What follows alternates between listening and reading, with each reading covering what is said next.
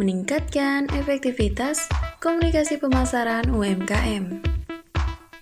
Halo Sobat UMKM, selamat datang. Saat ini, ide kreatif serta strategi yang tepat perlu digunakan untuk mengkomunikasikan produk ke pasar. Komunikasi pemasaran sendiri adalah strategi dalam memperkenalkan produk untuk meningkatkan minat calon konsumen pada brand yang dimiliki Sobat UMKM. Berikut adalah beberapa hal yang mungkin bisa Sobat perhatikan dalam meningkatkan efektivitas komunikasi pemasaran UMKM. Ada banyak sekali strategi dalam dunia bisnis. Untuk saat ini, kita fokuskan pada 5 strategi komunikasi pemasaran. Adapun 5 strategi komunikasi pemasaran tersebut adalah 1. Penentuan target market. Sebaiknya, sebelum melangkah terlalu jauh, tentukan terlebih dahulu siapa target market produk Sobat. Dengan target market yang jelas, Sobat UMKM dapat mempertimbangkan dan menjadikannya sebagai standar untuk langkah selanjutnya. Buatlah daftar target market Sobat dengan mempertimbangkan berapa usia mereka, di mana mereka tinggal, apa profesi mereka, dan apa yang paling mereka butuhkan. Jika Sobat UMKM memiliki produk yang sesuai dengan target pasar yang dimiliki, serta semakin spesifik target pasar yang dibuat, UMKM yang berdiri akan lebih tahu fokus pasar yang ingin dituju. Sehingga produk yang dibuat dan dipasarkan memiliki peluang yang tinggi dan lebih laku dibelanjakan oleh konsumen. 2. Positioning brand. Mungkin Sobat UMKM sudah pernah mendengar tentang yang satu ini. Tapi apakah Sobat UMKM sudah menjalankannya? Jika belum, sebaiknya segeralah untuk melakukan positioning brand. Seperti yang Sobat UMKM tahu, suatu usaha yang dikenal oleh semua konsumen adalah suatu pencapaian yang tidak mudah. Apalagi jika Sobat telah melakukan yang terbaik dalam hal kualitas produk kepada konsumen. Tentu saja, dengan melakukan positioning brand, Sobat perlu menonjolkan ciri khas dan keunggulan dari brand yang dimiliki. Buatlah nama brand yang unik agar diingat konsumen Sobat. 3. Budget spending.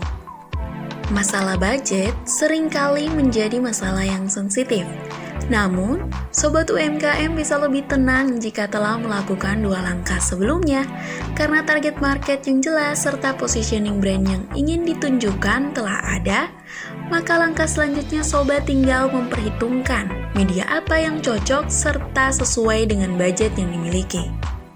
Apalagi, saat ini dalam komunikasi pemasaran, Sobat bisa menggunakan banyak media. Jika budget yang Sobat persiapkan untuk komunikasi pemasaran tidak banyak, maka sebaiknya gunakan media yang tidak membutuhkan banyak biaya. Namun, jika budget yang dimiliki cukup besar, maka gunakan media yang dapat menyasar konsumen yang lebih banyak. Untuk catatan bagi Sobat UMKM, sebaiknya gunakan media yang tepat untuk menyasar target market yang sudah ditentukan agar biaya yang dikeluarkan lebih efisien. 4. Media planning. Jika sebelumnya kita membahas mengenai budget spending, maka pada langkah 4 ini saatnya kita membahas media apa saja yang cocok dan sesuai dengan target market serta budget yang Sobat UMKM miliki. Sebelumnya, mungkin Sobat UMKM sudah tahu mengenai 3 media yang seringkali digunakan untuk mengkomunikasikan produk, yaitu above the line yang merupakan komunikasi satu arah yang dapat meningkatkan awareness, contohnya adalah televisi, koran, dan radio. Namun, biasanya budget yang harus diberikan pada media ini terbilang cukup mehong. BTL atau media below the line adalah komunikasi pemasaran 2 arah yang dapat meningkatkan engagement, contohnya adalah event-event atau webinar-webinar yang dapat dilaksanakan Sobat. Dan yang terakhir adalah hybrid the line, komunikasi pemasaran menggunakan media digital atau sosial media yang dapat meningkatkan awareness dan juga engagement. Media ini terbilang cukup murah dan sangat spesifik dalam menyasar target konsumen dan tentu saja sedang ramai digunakan. 5. Evaluasi berkala. Sobat UMKM, setelah melakukan 4 langkah sebelumnya, tentu saja sobat perlu melihat dan meninjau kembali langkah-langkah yang telah dilakukan. Apakah ada kesalahan dalam langkahnya atau masih butuh perbaikan di beberapa tahapan?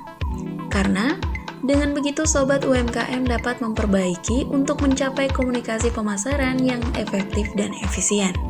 Misalnya, jika sebelumnya melakukan promosi dengan menggunakan radio ternyata tidak tepat untuk produk kita, dan lebih efektif menggunakan Instagram, kita bisa segera melakukan perubahan. Semoga video ini dapat bermanfaat. Terima kasih dan sampai jumpa.